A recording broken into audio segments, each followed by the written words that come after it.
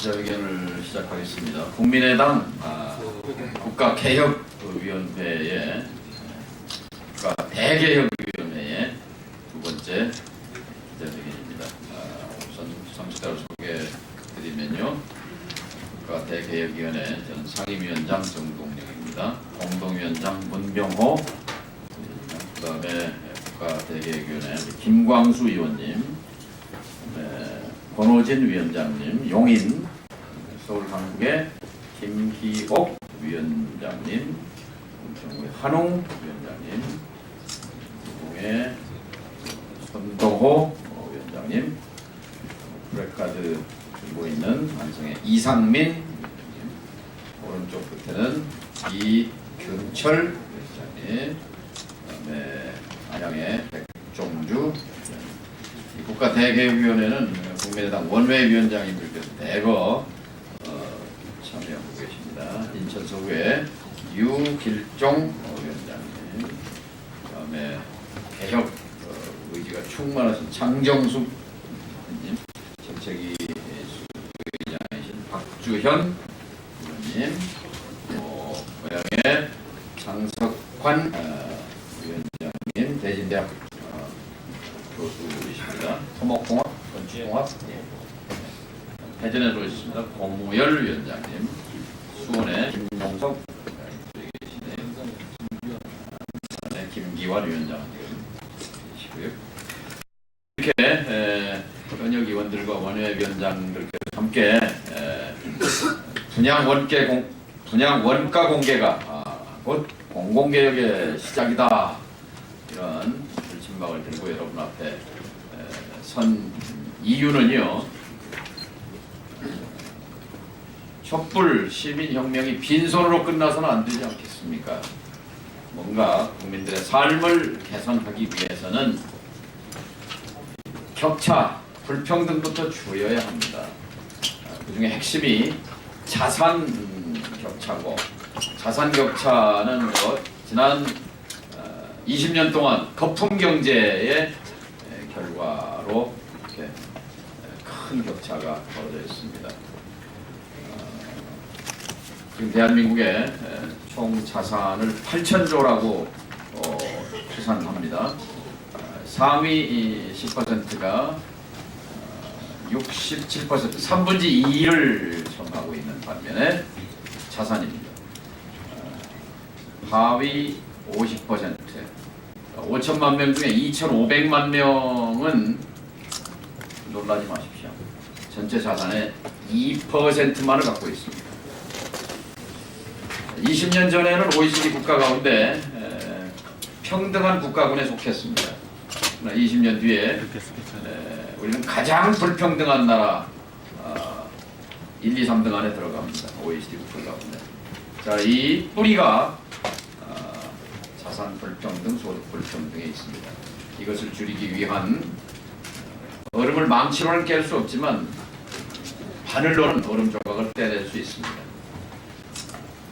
오늘 작다면 작은, 또 우리 귀에 익숙한 분양 원가 공개 된 줄 알았더니 이게 안 됐느냐라고 묻는 분들도 있는데요. 이와 관련해서 국가 대개혁의 기득권의 얼음덩어리를 깨는 하늘끝 정책을 여러분께 말씀드리고자 합니다. 먼저 문병호 공동위원장부터 말씀해 주시기 바랍니다. 내용을.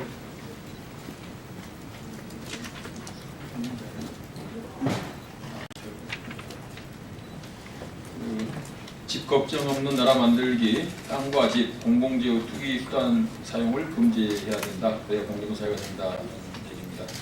이제 땅과 집을 정기 부양 수단으로 이용 말자. 눈덩이처럼 불어난 거품으로 시민의 삶이 파괴된다. 5세대, 7포세대를 만들어낸 투기사회, 거품 경제와 차별해야 된다. 작별해야 된다. 분양원가 공개는 개혁의 기본요 시작이다. 공공사업의 사업원가, 공공요금의 상세원가를 공개하는 것은 국가의 책무다. 후분양제는 공급자 특권으로 만들어진 거품을 제거하고 시장 경쟁의 원리에 맞게 계획하는 것이다. 분양원가 공개와 공개와 후분양제는 경쟁의 원칙이자 투기 근절과 경제 살리기의 지름길이다. 주거권은 기본권이다. 법과 제도는 국가가 국민의 삶을 개선하는 도구다. 분양원가 공개, 재벌의 후분양 의무화로 공정 경쟁을 실현해 나갈 때까지 국가 대개혁에는 국민과 함께 하도록 하겠습니다. 87년 이후 땅 투기가 심각해지고 아파트에 투기 자금이 몰려들자 시민들의 거센 반발이 있었습니다. 엄혹한 군사 권위주의 정부의 연장선상에 있던 노태우 정부는 시민사회 요구에 굴복해서 토지 공개념 3법을 도입했습니다. 이어서 200만 호 주택 건설을 계획을 발표하고 국가가 적극 대응하면서 투기를 잠재웠습니다.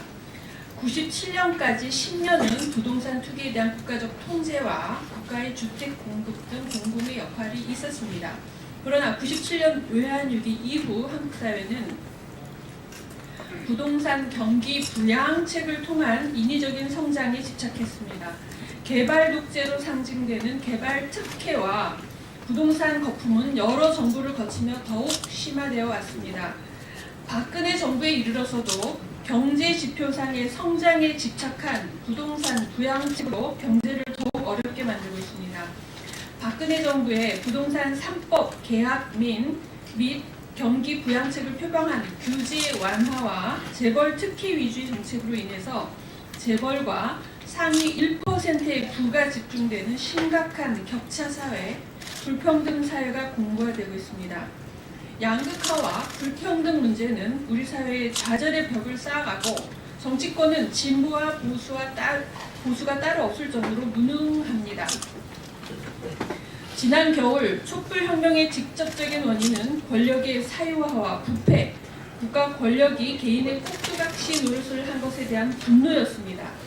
그러나 보다 근본적인 원인은 민생 파탄과 불평등을 초래한 정치판에 있습니다. 국민은 정치 권력이 만들어낸 적폐 청산을 위해 정치권 전반에 압력을 행사했습니다. 국민의 요구는 정치 개혁에 나서라였습니다. 정치가 재벌과 소수 기득권 세력의 배를 불리우고 시민을 들러리 세우는 데 대해 분노한 것입니다. 외환위기 이후 재벌 개혁이 최완수되기도 전에 대대적인 규제 완화와 경기 부양책으로 재벌 집중은 더욱 강화되어 왔습니다. 특히 부동산 등 공공재에 대한 정부 정책이 사라졌습니다. 토지 공개념은 쇠퇴하고 불로소득은 극대화되었습니다. 무분별한 개발 정책과 특혜가 앞다퉈 나오면서 거품 경제가 나라를 좀먹기 시작했습니다. 2000년 강남의 타워팰리스는 평당 900만 원에도 미분양이었습니다. 700만 원대 강남권 아파트가 미분양이었고 경기도 용인 지역의 500만 원대 아파트도 미분양이었습니다. 정부가 반치 경제를 이끌었던 강요들 중심으로 분양가 상한제 폐지나 양도세 면제 등 특혜를 제공하며 경기를 부양시켰습니다. 특히 2000년 이후 부동산 값은 4,800조, 아파트 값만 2,000조가 올랐습니다. 박근혜 정부에선 부동산 값 1,600조가 상승했습니다. 지난해 세종시 공무원들의 분양권 불법 전매에서 보듯 분양권이 꽃돈만 수백억에 거래되었습니다. 또 박근혜 정부 4년 분양권 거래액은 114만 건, 거래액 분양권 전매 차익만 20조 원으로 조사되었습니다. 이명박 정부 말기인 2012년에는 분양 원가 항목을 61개에서 12개로 축소시켜 분양 원가 공개 자체를 무력화시켰습니다. 그리고 박근혜 정부 들어서는 분양가 상한제도마저 없애버렸습니다. 투기 광풍으로부터 최소한의 방패막이로 만들어진 제도들이 다시 사라졌습니다. 소비자에겐 선택권도 없는 선분양제를 지속하며 가격에 대한 사회적 통제조차 없애버렸습니다. 시민이자 소비자인 주권자는 건설사의 과장 광고, 부실 공사, 바가지 분양가를 알면서도 돈을 빌려 아파트를 사야 합니다. 노무현 정부는 부동산 폭등과 가계부채 증가로, 박근혜 정부는 중도금 집단 대출이라는 마약 같은 제도 도입으로 인생을 외면했습니다. 지금 우리 경제는 침체에 빠졌습니다. 민간 토지 보유자 상위 1%가 52%를, 5%가 전체 토지의 87%를 소유하고 있습니다. 땅값이 상승하면 국민의 삶을 볼모로 쉽게 돈벌이에 나선 재벌이 가장 큰 이익을 얻습니다. 상위 1%의 시주는 근로소득으로 톡톡한 재미를 보고 국민은 국가로부터 헌신자 취급을 받고 있습니다. 이것이 투기와 불로소득에 의존하는 천민 자본주의의 민낯입니다.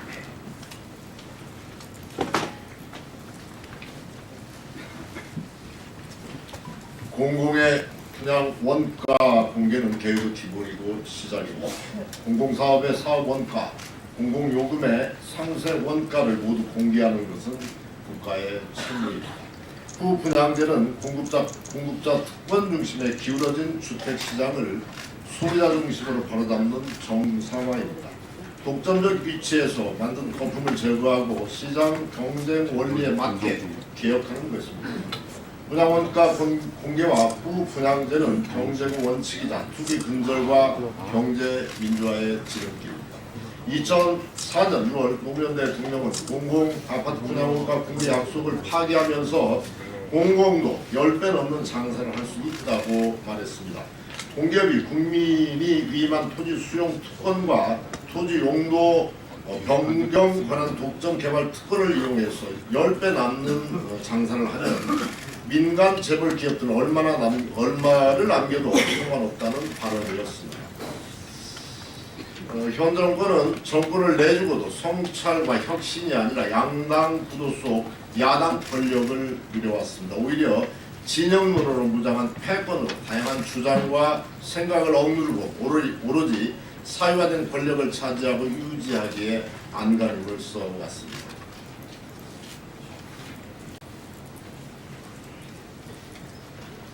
공급자 특혜인 선분양제는 어느 나라에서도 찾아보긴 어려운 제도입니다. 생애 가장 큰 돈을 들여 살 집을 물건도 보지도 않고 사야 하는 이런 걸 시장주의라고 강변한다면 이는 약탈적 자유에 대한 대국민 기만에 불과할 것입니다. 참여정부는 기업도시특별법, 뉴타운 특별법, 혁신도시특별법, 재건축 재개발 완화, 골프장 200여 개 조기 승인, 각종 개발 정책과 재벌 위주의 개발 정책으로 우리 경제를 거품 경제로, 주택시장을 투기장으로, 산업과 투자 여력을 거품에 의한 불로소득으로 대체해왔습니다. 지금도 짓기도 전에 파는 선분양 특혜가 지속되고 있고 자재 바꿔치기, 부실공사 혹은 분양권 투기 등의 문제는 더욱 교묘해지고 심각해졌습니다. 정부는 제대로 된 원가 검증 없이 건설사가 주도하는 분양가격 결정 방식으로 소비자를 소외시키고 현혹시키고 있습니다.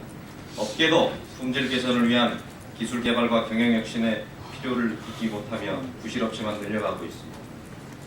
이제 땅과 집, 공공재를 경기 부양의 수단, 이윤 추구의 도구로 이용하지 말아야 합니다.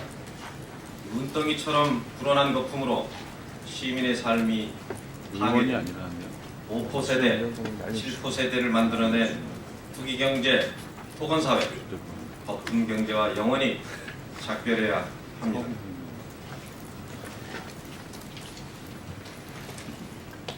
국민들은 87%가 분양원가 공개와 선분양제 개혁을 요구해 왔습니다.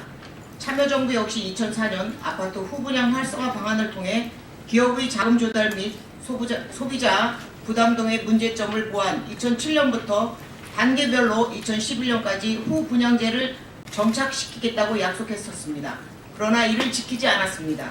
오히려 2006년 당시 야권의 오세훈 서울시장은 분양 원가 공개와 완공 후 분양을 약속했고 그해 9월 은평 뉴타운을 시작으로 80% 완공 후 분양제를 실행했습니다. 현 박원순 서울시장 이후 60%로 후퇴했으나 10년 이상 실행하고 있습니다.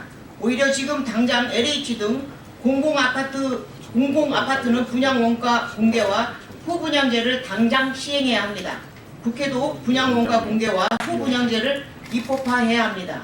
짓기 전에 먼저 분양하는 민간까지 분양 원가 상세 공개, 분양 가격 검증, 분양가 상한제 확대 적용해야 합니다.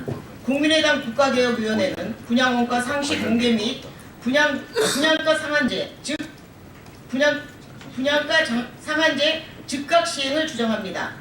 후분양 전환 시 규제 완화, 원가 검증 및 정부 건축비 거품 제거 등 공급자 위주의 정책에서 소비자 중심의 정책으로 전환을 이끌어내겠습니다.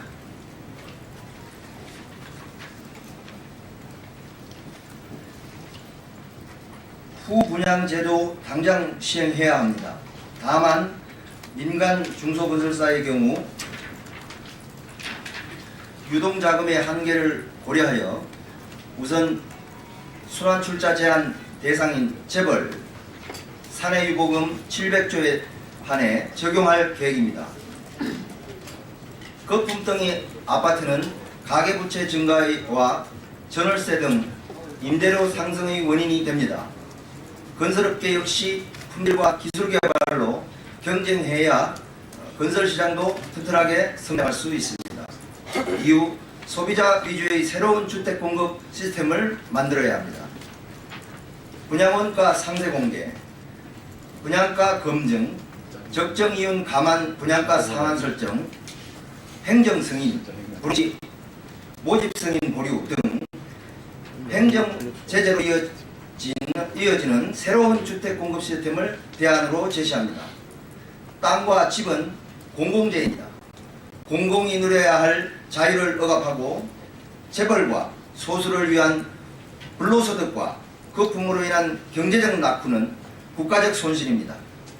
투기를 조장하는 정치 세력은 자산 격차와 불평등을 만들어 국가 경쟁력에 큰 손실을 입히는 공공의 적폐입니다. 주거권은 기본입니다. 법과 제도는 국가가 국민의 삶을 개선하는 도구입니다.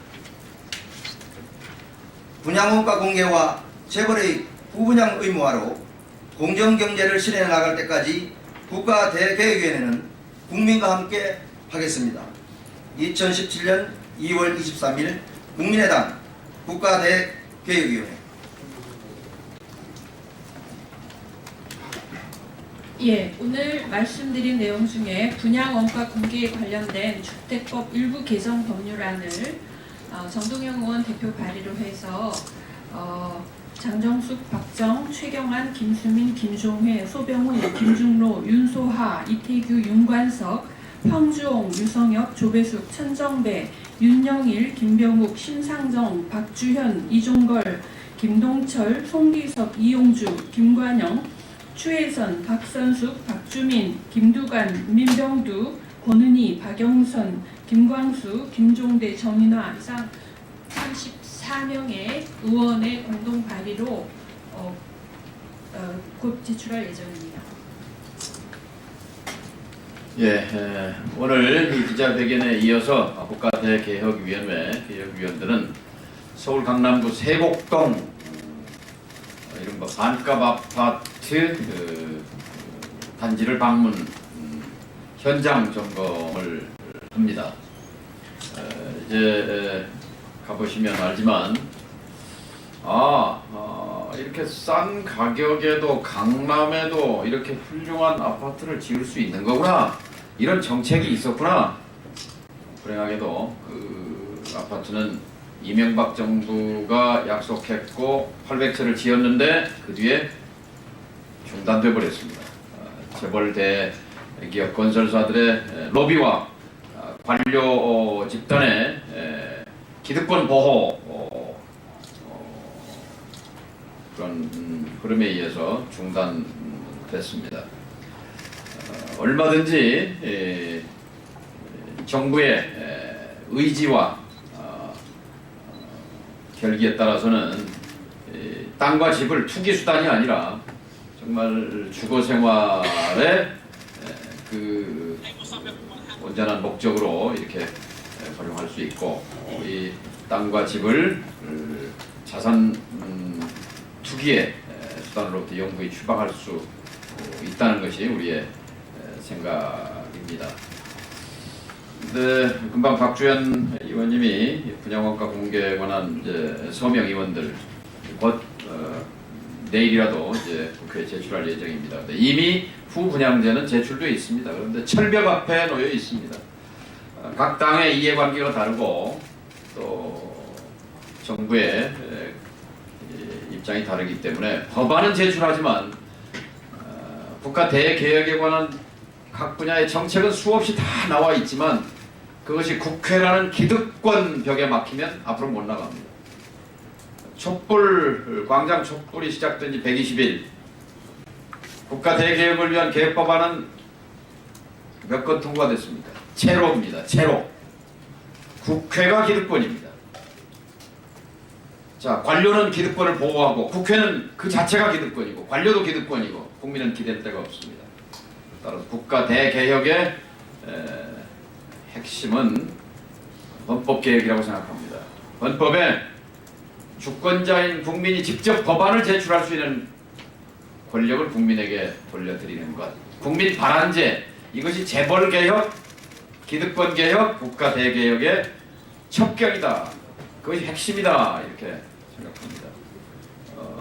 법률 규정에 따라서 2만 명 또는 5만 명 이상이 서명하면 법안을 제출할 수 있도록 법안 제출권을 국민에게 드린다면, 세월호법을 만들려고 350만 명이 서명을 했는데도 법을 못 만드는 이 불구의 국회를 돌파해낼 수 있을 것입니다.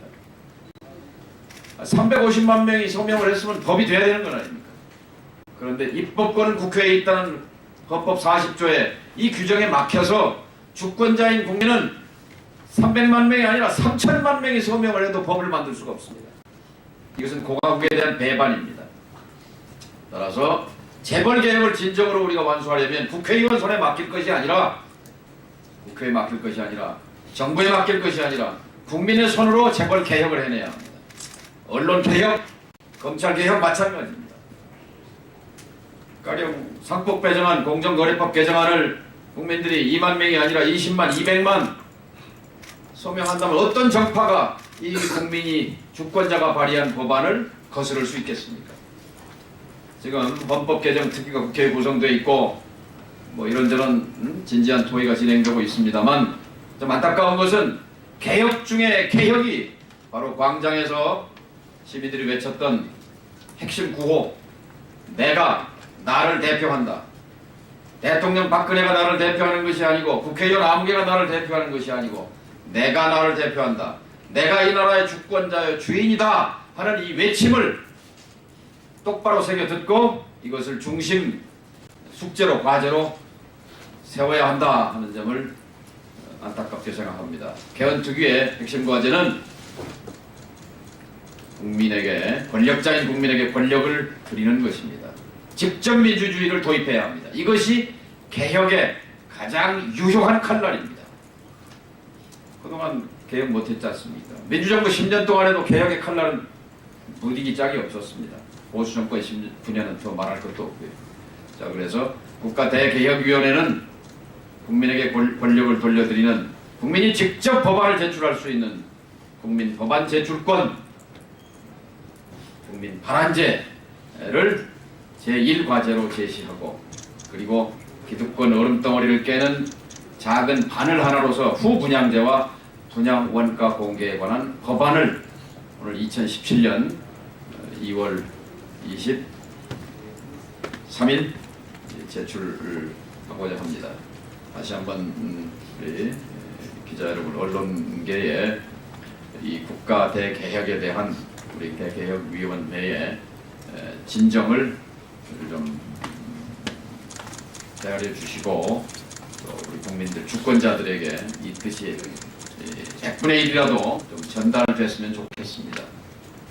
광장에서 1000만 명이 엄동설안을 꽁꽁한 손을 불면서 지센 이것을 헛수고로 돌릴 수는 없지 않습니까? 국민을 빈손주게 만들 수는 없지 않습니까? 국민에게 뭔가 돌려드려야 하는 것이 우리의 책무입니다.